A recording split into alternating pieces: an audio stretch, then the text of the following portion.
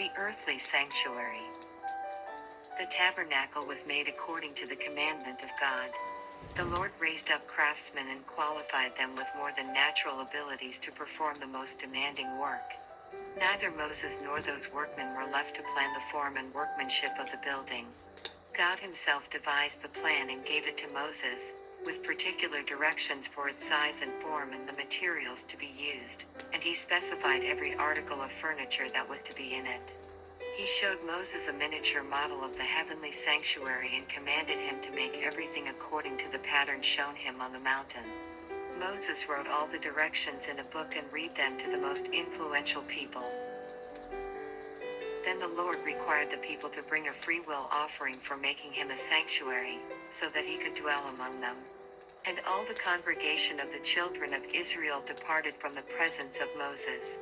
Then everyone came whose heart was stirred, and everyone whose spirit was willing, and they brought the Lord's offering for the work of the tabernacle of meeting, for all its service, and for the holy garments.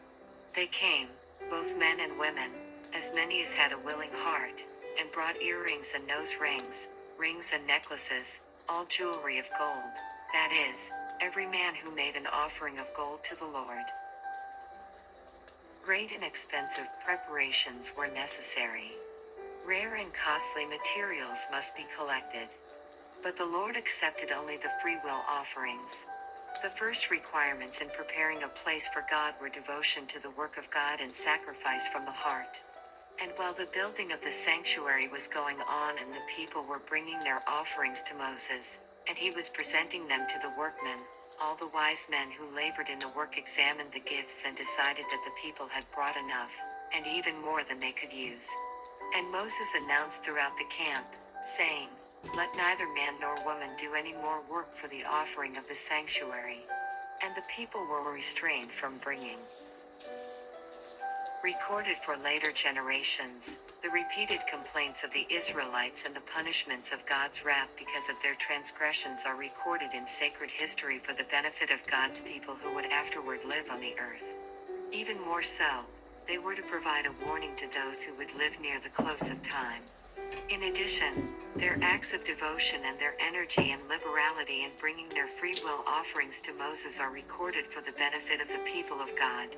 Their cheerful preparing of material for the tabernacle is an example for all who truly love the worship of God. When preparing a building for him to meet with them, those who prize the blessing of God's sacred presence should show greater interest and energy in the sacred work in proportion to how they value their heavenly blessings more highly than their earthly comforts. They should realize that they are preparing a house for God. It is important that a building prepared expressly for God to meet with his people should be arranged with care, made comfortable, neat, and convenient, for they are to dedicate it to God and present it to him, asking him to abide in that house and make it sacred by his holy presence. They should give enough willingly to the Lord to accomplish the work liberally, and then the workmen should be able to say, "Bring no more offerings."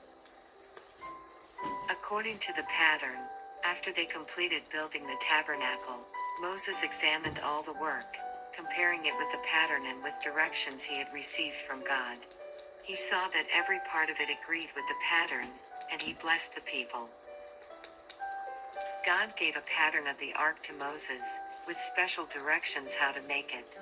The ark was built to contain the tablets of stone on which God engraved the 10 Commandments with his own finger. It was shaped like a chest and was overlaid with pure gold inside and out. It was ornamented with crowns of gold around the top. The cover of this sacred chest was called the mercy seat, and it was made of solid gold. Attached on each end of the mercy seat was a cherub of pure, solid gold. Their faces were turned toward each other and were looking reverently downward toward the mercy seat. This represented all the heavenly angels looking with interest and reverence on the law of God deposited in the ark in the heavenly sanctuary. These cherubs had wings. One wing of each angel was stretched out above, while the other wing of each angel covered his body. The ark of the earthly sanctuary was patterned after the true ark in heaven. There, beside the heavenly ark, stand living angels, at either end of the ark, each with one wing overshadowing the mercy seat, and stretching out above it, while the other wings are folded over their forms in an expression of reverence and humility. Moses was required to place the tablets of stone in the earthly Arkansas. These were called the tablets of the testimony, and the ark was called the Ark of the Testimony, because they contained God's testimony and the 10 Commandments. 2 apartments. The tabernacle was composed of 2 apartments, or rooms, separated by a curtain. All the furniture of the tabernacle was made of solid gold or was plated with gold. The curtains of the tabernacle were of various colors, most beautifully arranged, and in these curtains cherubim were woven, using threads of gold and silver. These were to represent the myriads of angels, who are connected with the work of the heavenly sanctuary and who are ministering angels to God's people on the earth. Within the second curtain, or veil, was placed the Ark of the Testimony, and the beautiful, rich curtain was drawn in front of the sacred Arkansas. This curtain did not reach to the top of the building. The glory of God, which was above the mercy seat, could be seen from both apartments, but in a much less degree from the first apartment.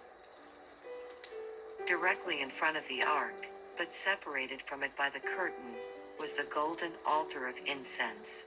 The Lord himself had kindled the fire on this altar, and it was sacredly cherished by feeding it with holy incense, which filled the sanctuary with its fragrant cloud day and night. Its fragrance extended for miles around the tabernacle. When the priest offered the incense before the Lord, he looked to the mercy seat. Although he could not see it, he knew it was there, and as the incense arose like a cloud, the glory of the Lord descended on the mercy seat and filled the most holy place and was visible in the holy place. The glory often so completely filled both apartments that the priest was unable to officiate and had to stand at the door of the tabernacle. The priest in the holy place, directing his prayer by faith to the mercy seat that he could not see, represents the people of God directing their prayers to Christ at the mercy seat in the heavenly sanctuary. They cannot see their mediator with the natural eye, but with the eye of faith they see Christ standing at the mercy seat. They direct their prayers to him, and with assurance they claim the benefits of his mediation. These sacred apartments had no windows to admit light. The candlestick, or lampstand, was made of purest gold and was kept burning night and day, giving light to both apartments.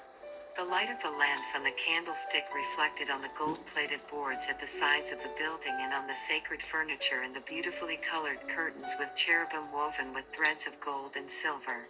The appearance was glorious beyond description. No language can describe the beauty, loveliness, and sacred glory which these apartments presented. The gold in the sanctuary reflected the colors of the curtains, which appeared like the different colors of the rainbow. Only once a year could the high priest enter into the most holy place, after the most careful and solemn preparation. No mortal eye but that of the high priest could look upon the sacred grandeur of that apartment, because it was the special dwelling place of God's visible glory. The high priest always entered it with trembling, while the people waited in solemn silence for his return. Earnestly they asked God for his blessing. At the mercy seat God conversed with the high priest. If he remained an unusually long time in the most holy place, the people were often terrified, fearing that the glory of the Lord had killed him because of their sins or some sin of the priest. But when they heard the tinkling sound of the bells on his garments, they were greatly relieved. He then came out and blessed the people. After the work of the tabernacle was finished, the cloud covered the tabernacle of meeting, and the glory of the Lord filled the tabernacle. And Moses was not able to enter the tabernacle of meeting, because the cloud rested above it, and the glory of the Lord filled the tabernacle. For the cloud of the Lord was above the tabernacle by day, and fire was over it by night, in the sight of all the house of Israel, throughout all their journeys. The tabernacle was made to be taken apart and carried with them in all their journeying. The guiding cloud. The Lord directed the Israelites in all their travels through the wilderness. When it was for the good of the people and the glory of God for them to pitch their tents in a certain place and stay there, God indicated his will to them by having the pillar of cloud rest low directly over the tabernacle. And there it remained until God wanted them to journey again.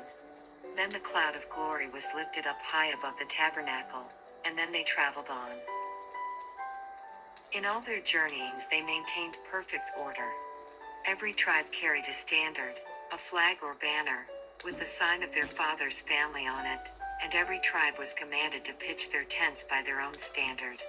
And when they traveled, the different tribes marched in order, every tribe under their own standard.